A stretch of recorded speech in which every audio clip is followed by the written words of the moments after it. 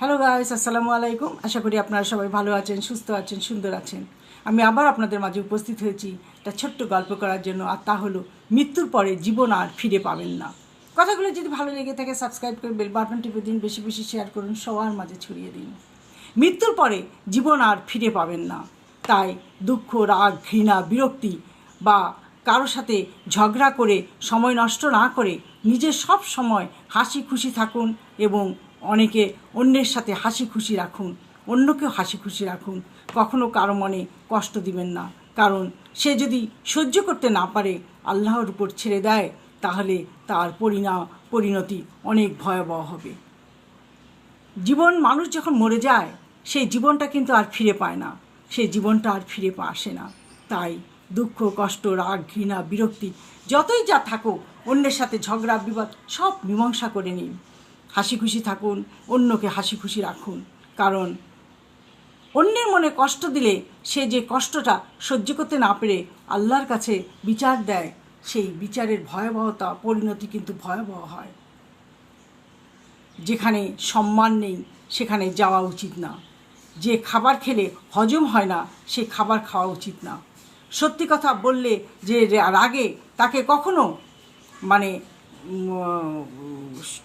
তাকে মানানো যাবে না, উচিত না। যে আবহাওয়ার মতো পাল্টায় তাকে বন্ধু কখনো ভাবা উচিত না। যে মানুষটা আবহাওয়ার মতো পাল্টে যায় সে মানুষটাকে কখনো বন্ধু ভাবা উচিত না। আর যে রেগে যায়, কোনো কথা মানতে চায় না, তাকে মানানোর কোনো প্রয়োজন নেই।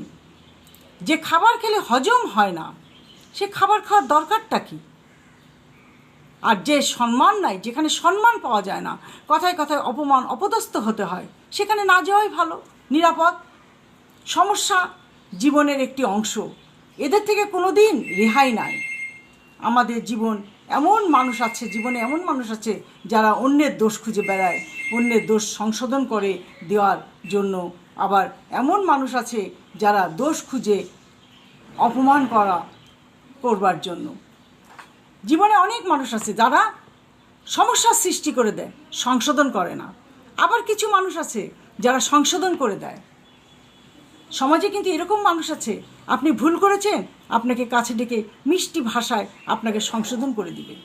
আর যদি আপনি সেটা সংশোধন না করেন বা না শুনেন সেটা আপনার ব্যাপার, কিন্তু তারা চেষ্টা করে আপনাকে সংশোধন করে দিতে।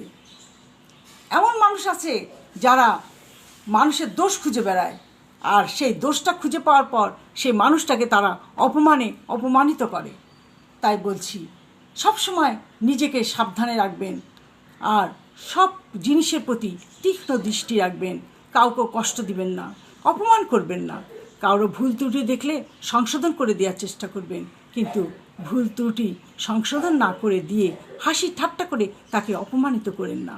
এতে তাই সে লজ্জা পাবে, আর এই লজ্জার আল্লাহর কাছে বিচার দিলে আল্লাহ নিশ্চয়ই তার শাস্তি রেখে দিবে। তাই বলছি, সব সময় নিজেকে সাবধানে রাখুন, সাবধানে পা ফেলুন। আজ এ পর্যন্ত। ভালো থাকেন, সুস্থ থাকেন। আল্লাহ হাফেজ।